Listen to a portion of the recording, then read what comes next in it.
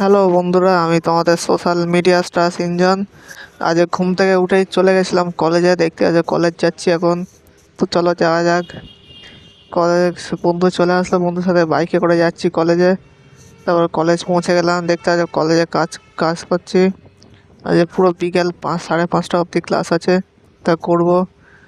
তা করতে করতে 5:30 করে বেজে গেলো, বেরিয়ে পড়লাম বাড়িতে যাওয়ার জন্য। দেখতে পাচ্ছ বেরিয়ে পড়েছি, বাড়ির দিকে যাচ্ছি এবার।